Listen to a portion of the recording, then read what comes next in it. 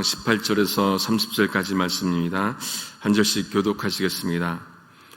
거짓으로 끈을 삼아 죄악을 끌며 술의 줄로 함같이 죄악을 끄는 자는 화 있을진저 그들이 이르기를 그는 그 일을 속속히 이루어 우리로 보게 할 것이며 이스라엘의 거룩한 자는 그 도모를 속히 임하게 하여 우리로 알게 할 것이라 하는도다.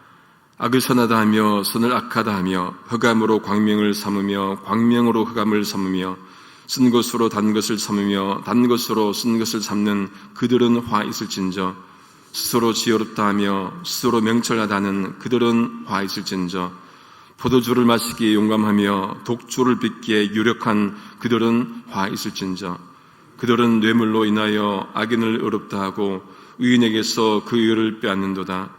이로 인하여 불꽃이 그 구루터기를 삼킴같이 마른 풀이 불 속에 떨어짐같이 그들의 뿌리가 썩겠고 꽃이 티끌처럼 날리리니 그들이 만군의 여호와의 율법을 버리며 이스라엘의 거룩하신 자의 말씀을 멸시하였음이라. 그러므로 여호와께서 자기 백성에게 노를 발하시고 손을 들어 그들을 치신지라. 산들은 진동하며 그들의 시체는 거리 가운데 분토같이 되었으나 그 노가 돌아서지 아니하였고 그 손이 오히려 퍼졌느니라. 길을 세우시고 먼 나라들을 불러 땅끝에서부터 오게 하실 것이라.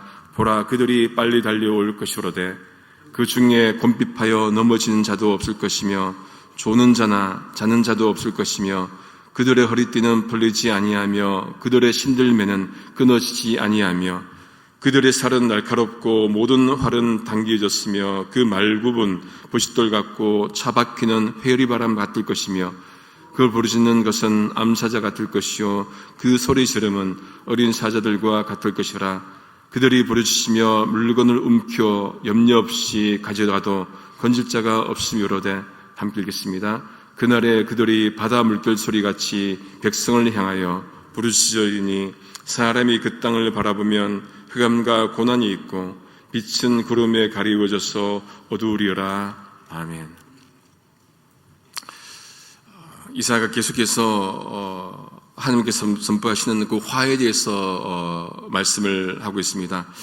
18절에 보니까 이사야는 거짓으로 끈을 만들어 마치 수레줄을 당기듯 그렇게 죄악을 끌어당기는 자에게 화가 있다고 그렇게 선포합니다. 여러분, 거짓을 잊고 이으면은 죄악밖에 나올 것이 없겠지요. 그것은 죄를 적극적으로 짓는 그런 것을 의미합니다. 인간이기 때문에 죄를 지을 수 있지만은 적극적으로 죄를 지을 것이 아니고 오히려 반대로 적극적으로 죄를 멀리해야 합니다. 그래서 데살로니가전서 5장 22절에 악은 어떤 모양이라도 버리라고 말씀하시는 것이겠죠. 본문에서 죄를 그러면 적극적으로 잊는 이들이 누구겠습니까? 이스라엘의 지도자들입니다. 지도자들이면은 백성들을 선하게 이끌어야 하는데 죄악을 백성들에게 가까이 한다는 것은 나라를 엉망으로 만든다는 그 의미입니다. 그리고 그들은 더 나아가서 그렇게 말한다고 합니다. 19절 세번역입니다. 기껏 한다는 말이 하나님더러 서두르시라고 하여라. 그분이 하고자 하신 일을 빨리 하시라고 하여라. 그래야 우리가 볼 게 아니냐. 계획을 빨리 이루시라고 하여라. 이스라엘의 거룩하신 분께서 세우신 계획이 빨리 이루어져야 우리가 그것을 알 게 아니냐 하는구나. 무슨 의미입니까? 그들은 하나님에게 하나님의 일을 빨리 행하시라고 그렇게 하라는 거예요. 이건 하나님에 대한 조롱이지요. 실제로는 안 믿는다는 그 말이기도 합니다. 자기들이 보기에 하나님이면은 이 정도 모습이 되어야 하나님이니까 판단하겠다. 어디 한번 증명해 보시라. 그런 의미이기도 합니다. 인간은 자기 나름대로의 하나님에 대한 판단 기준이 있지요. 하나님이면은 적어도 이 정도는 되어야 돼. 하나님이면 약한 모습이 아니고 이 정도 되어야 기준에 와야 하나님이야. 그렇지 않은 하나님이면은 자기들이 보기에 탈락인 거죠. 이것은 자기들이 하나님의 심판관이 되려는 그 모습이기도 합니다. 아니, 적극적으로 말하면 자기들이 하나님을 만들겠다는 그 말이기도 한 것이죠. 이보다 더 큰 죄악이 어디 있겠습니까? 하나님을 조롱하는 것보다 더 악한 죄가 어디에 있겠습니까? 이제 이사야는 네 번째 화를 언급합니다. 20절에 보면은 이제 객관적 사실을 뒤집어 버립니다. 악을 선하다고 하고 선을 악하다고 하고 어둠을 빛이라 하고 빛을 어둠이라 하고 쓴 것을 단 것이라 하고 단 것을 쓰다 하는 자들에게 화가 있다, 그렇게 말을 하는 것이죠. 객관적 사실은 바뀌지 않잖아요. 여러분, 악은 악이지요. 선은 선이고, 그런데 악을 선하다 하고 선을 악하다 하는 것은 이거는 그 사실 자체를 바꾸어 버린 것이라 할 수가 있을 겁니다. 악과 선의 경계선을 허물어 버리는 그런 모습들이 질서를 무너뜨리는 거예요. 여러분, 지금 또 왜곡하는 자들이 많이 있지 않습니까? 역사를 왜곡하는 자들도 참 많이 있습니다. 하나님이 창조하신 세상에 분명히 선악이 있는데 그것을 뒤바뀌어 버리면 이건 뭡니까? 하나님에 대한 도전이기도 한 것이죠. 다섯 번째 화에 대해서 언급합니다. 그것은 이사야는 또한 스스로 지혜롭다 하며 스스로 명철하다는 자들에게 화가 있다, 그렇게 말을 합니다. 여러분, 지혜는 사람이 주는 것이 아니고 지혜는 하나님이 주시는 것인데 하나님 없이 스스로 지혜롭다, 그것은 어리석다는 거예요. 그건 교만이지요. 여러분, 고린도전서 1장에 보면은 자기들이 지혜롭다는 자들이 있었습니다. 누구입니까? 헬라 사람들이죠. 헬라 사람들은 자기들이 지혜롭다고 했는데 그들이 지혜로운 모습으로 예수 십자가를 바라보니까 어떻습니까? 어리석은 거예요. 정말로 저 어리석은 모습. 그런데 하나님의 지혜로움이, 하나님의 그 어리석음이 사람의 지혜보다 더 낫다 하지 않습니까? 하나님의 그 어리석음은 사람들의, 헬라 사람들의 지혜를 부끄럽게 하는 것이다 할 수 있습니다. 하나님의 지혜를 가져야 됩니다. 십자가를 가져야 된다는 그 얘기예요. 유대인들이 보기에 무능하고 헬라 사람들이 보기에 어리석은 그 십자가를 우리는 능력 있고 지혜로운 것으로 얘기해야 된다는 그 말씀입니다. 여섯 번째 화를 언급합니다. 포도주를 마시기에 용감하고, 또 이 세 번역을 보면은 포도주쯤은 말로 마시고, 그렇게 번역합니다. 독주를 잘 섞어 마시는 자에게 화가 있다, 그렇게 말씀을 합니다. 성경은 이 술에 대해서 금하는 구절이 참 많이 있습니다. 잠언 20장 1절 개역개정입니다. 포도주는 거만하게 하는 것이요 독주는 떠들게 하는 것이라 이에 미혹된 자마다 지혜가 없느니라. 에베소서 5장 18절도 말씀합니다. 술 취하지 말라. 이는 방탕한 것이니 오직 성령의 충만을 받으라. 독주를 즐기기 때문에 여러분 판단이 흐려지잖아요. 판단이 흐려지면은 왜곡합니다. 정의를 왜곡합니다. 그 모습이 지도자들에게 있다는 거예요. 심지어 이사야 선지자는 또 그들은 그렇게 나아가면은 뇌물을 받고는 악인을 의롭다 하고 의인의 정당한 권리를 빼앗는 부패한 모습을 지적합니다. 두 가지 잘못을 지적합니다. 첫 번째 뭡니까? 뇌물을 받아서 사실을 곡해한다. 여러분, 뇌물 받으면 마음이 바뀌어 버립니다. 돈이 사람의 마음을 흐리게 하죠. 판단을 흐리게 합니다. 출애굽기 23장 8절입니다. 너는 뇌물을 받지 말라. 뇌물은 밝은 자의 눈을 어둡게 하고 의로운 자의 말을 굽게 하느니라. 객관적 사실이 있는데 뇌물을 받다 보면 이게 바뀌어버리죠. 이게 나쁜 게 좋은 것으로 보이고 좋은 게 나쁜 것으로 바뀌어버립니다. 말을 왜곡해버립니다. 또 두 번째 잘못은 무엇입니까? 사람은 누구나 의인의 권리를 빼앗는다. 여러분, 사람 누구나 정당한 권리를 갖고 있습니다. 그 사람이 아시아 사람이든 유럽 사람이든 북미 사람이든 네이티브 아메리카든 누구나 정당한 권리를 갖고 있죠. 태어날 때부터 갖고 있는 권리를 말하는 겁니다. 이거를 철학에서는 자연권, 내처럴 라이트, 그렇게 말을 합니다. 다른 번역본 보면은 양도할 수 없는 권리, 그렇게 또 번역하기도 한 것이죠. 사람은 누구나 태어나면서부터 갖고 있는 그 권리가 있는데 이거는 양도할 수가 없다는 거예요. 사전에 찾아보니까 이 한 예로 이게 미국 독립선언문에 나오는 것을 예로 들더라고요. 거기 보면은 세 가지, life, liberty, happiness, 생명과 자유와 행복 추구권은 이건 양도할 수가 없다는 거예요. 이런 권리는 누구나 갖고 있는 건데 약한 사람, 강한 사람, 부자든 가난한 사람이든 여자든 남자든 모두가 이 권리를 갖고 있다는 거예요.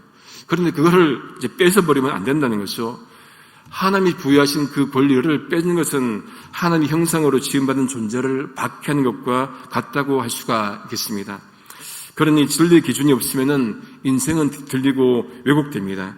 말씀이 사라지면은 그렇게 된다는 거예요. 하나님의 말씀을 진리의 기준으로 삼아서 흔들림 없는 인생을 살아야겠습니다. 이 사람이 그렇게 진리를 왜곡하는 자들에게 무엇을 선포합니까? 심판을 선포합니다. 24절 상반절 쭉 이하에 보면은 불꽃이 그루터기를 삼키듯이 마른 풀이 불 속에 타들어가듯이 그들의 뿌리가 썩고 꽃잎이 말라서 티끌처럼 없어질 것이다. 그렇게 말씀을 합니다. 무슨 말입니까? 그들을 구체적으로 심판하겠다는 그 말씀입니다. 하나님께서 화를 내시고 그들의 위에 손을 들어서 치시니 산들은 진동하고 시체가 거리 가운데 쓰레기처럼 있다는 거예요. 끔찍한 모습입니다. 거리에 시체가 난군다는 그 말인 겁니다. 하나님께서 그렇게 심하게 이스라엘 백성들을 이제 처벌하시는데 분을 이제 풀리지 않는 거예요. 25절 하반절에 보면은 그 분이 풀리지 않아서 계속해서 심판하시고 손을 들고 계신다. 그렇게 말씀을 합니다. 하나님의 화가 풀리지 않는 모습을 보게 되는 거죠. 왜 그렇습니까? 하나님 말씀을 버렸기 때문에. 하나님께서 계속해서 그 기치를 세우시고는 먼 나라를 불러서는 또 심판한다. 그렇게 말씀을 합니다. 이 먼 나라는 누구겠습니까? 아수르 군대를 불러서 짓밟을 것이다. 그렇게 말합니다. 이렇게 하나님이 이스라엘 백성들을 심판한 이유가 무엇입니까? 자기 백성인데 심판하는 거예요. 먼 나라를 불러서 자기 백성을 심판합니다. 이유가 무엇입니까? 24절 하반절입니다. 그들이 만군의 여호와 율법을 버리며 이스라엘의 거룩하신 이의 말씀을 멸시하였음이라. 다시 말해서 한 가지 이유잖아요. 말씀을 버렸기 때문에, 하나님을 버렸기 때문에 하나님이 이스라엘 백성들을 벌하신다. 그렇게 말씀을 합니다. 궁극적 문제는 하나님 말씀을 저버린 데 있는 거예요. 여러분, 우리가 하나님 백성인데 말씀을 저버리고 살아간다면은 하나님 우리를 가까이 둘 이유가 없겠지요. 출애굽기 32장에 보면은 모세가 시내산에서 율법을 받습니다. 그리고 내려오는 것이 더디자 백성들이 어떻게 합니까? 금송아지를 만들어버리지 않습니까? 우상을 만들지 말라고 하셨는데 우상을 만들어버립니다. 하나님의 말씀을 어기는 것이죠. 히슬스에 보니까 하나님을 버리고 멸시하다, 이 두 동사가 민수기 14장에 나오는 것과 같다는 거예요. 민수기 14장에 보면은 이스라엘 백성들이 가나안을 정탐합니다. 정탐하는데 하나님 말씀보다는 그 상황을 보고는 어떻게 합니까? 이건 정복하지 못할 것이다. 우리는 메뚜기 같다. 그렇게 이제 말하죠. 다시 말해서 하나님의 말씀을 멸시하니까 자기들 생각대로 판단하고 행동한다는 그 말이기도 한 것입니다.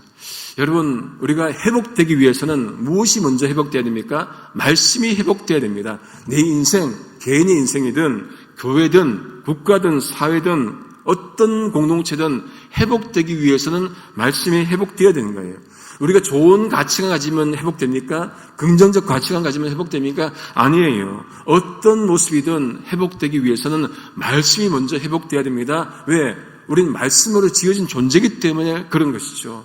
하나님을 회복해야 됩니다. 공동체 하나님이 회복되어야 우리의 삶이 회복된다는 그 말씀이기도 한 것입니다. 이사야는 하나님이 이스라엘 백성들을 심판하기 위해서 사용하는 그 군대, 강대국의 모습을 27절부터 쭉 설명을 합니다. 그들 가운데 넘어진 자도 없을 것이고 조는 자도 없을 것이고 허리띠가 풀리거나 신발끈이 끊어진 사람이 없을 것이다. 그러면서 그들의 강한 모습, 화를 얘기하고 군대를 얘기하고 그 모습들을 비유로 설명을 하는 것이죠. 그러면서 그 마지막 날을 그렇게 예언합니다. 30절 세 번역입니다. 바로 그날에 그들이 이 백성을 보고서 바다의 썩난 파도같이 함성을 지를 것이니 사람이 그 땅을 둘러보면 거기에는 흑암과 고난만 있고 빛마저 구름에 가려져 어두울 것이다. 이스라엘이 뜻하는 말입니까? 망한다는 그 말이에요. 하나님이 이스라엘 백성들을 심판하기 위해서 누구를 동원했습니까? 강대국을 동원한 거예요. 이방 민족을 동원해서 한 겁니다. 이스라엘 백성들은 어떻게 얘기했습니까? 하나님은 우리 하나님이야. 내 하나님이야. 우리 이스라엘의 하나님이야. 그런데 지금 어때요? 하나님이 이방 민족을 동원해서 자기들을 치는 거죠. 납득이 되겠습니까? 하나님, 우리 하나님인데 이방 민족을 들어서 우리를 치신다? 납득이 안 될 겁니다. 그 충격이 컸을 겁니다. 그런데 하나님은 자기 백성이 돌아오게 하시기 위해서 그 수단을 쓴 것이죠. 여러분, 그러면 이런 상황에서 이스라엘 백성들이 누구를 봐야 됩니까? 강대국을 볼 것이 아니고 하나님을 보아야 합니다. 강대국을 들어서 쓰시는 그 하나님을 바라봐야 된다는 그 말인 것이죠. 때로는 우리 삶 가운데 어려움이 있고 아픔이 있고 고단이 있고 말 못할 그 상황들이 있죠. 있다 하더라도 그 상황을 볼 것이 아니고 하나님 왜 이렇게 하실까? 하나님을 바라봐야 된다는 그 말씀이기도 한 것이죠. 그래야 답이 여러분 하나님에게서 온다는 그 답을 찾을 수가 있습니다. 말씀을 정리합니다. 최근에 월드컵 다 보셨겠지만은 여러분 아르헨티나의 축구에 제일 잘하는 사람이 누굽니까? 메시지요. 근데 아르헨티나 그 골키퍼가 인터뷰하는 그 인터뷰 영상을 본 기억이 있습니다. 그 골키퍼가 그렇게 말하더라고요. 메시가 말하면 그 아르헨티나 사람들 모두가 입을 닫는다고. 그 사람이 감독이든 감독도 입을 닫는다는 거예요. 심지어 대통령도 입을 닫는다고 그렇게 말하더라고요. 메시가 말하면 뭘 말하겠습니까? 그만큼 위대하다는 것을 말을 하는 것이죠. 그럼 여러분, 한 축구 선수가 말을 해도 대통령도 입을 닫는데 만군의 하나님이 입을 여시면은 온 인류가 이 온 우주가 입을 닫아야 할 것입니다. 주님이 말씀하실 때 내 입을 닫고 주님 말씀을 잘 들어서 하나님이 원하시는 것이 무엇인지를 바르게 아는 것이 중요하지요. 오늘 말씀의 중심도 말씀을 회복하자, 하나님을 회복하자, 그 말씀입니다. 우리 삶 가운데 어떤 모습이더라도 우리 입을 닫고 말씀을 듣고 그렇게 함으로 말미암아 말씀대로 살아갈 수 있는 우리 모두 될 수 있기를 성부, 성자, 성령이신 삼위일체 하나님의 이름으로 소망합니다. 기도하겠습니다. 하나님의 진리가 무너지고 혼돈만이 가득한 시대에 하나님의 말씀을 믿는 자로 살게 하시니 감사합니다. 다른 것 바라보지 않게 하시고 또한 우리의 생각과 고집으로 살지 않게 하시고 하루하루를 하나님의 말씀 따라 신실하게 살아가는 주의 백성 될 수 있도록 인도해 주옵소서. 하나님이 무엇을 말씀하시는지 말씀을 부지런히 읽게 하시고 부지런히 듣게 하셔서 하나님의 뜻을 바르게 알고 살아가는 제가 되도록 도와주옵소서. 예수님의 이름으로 기도드립니다. 아멘. 하늘에 계신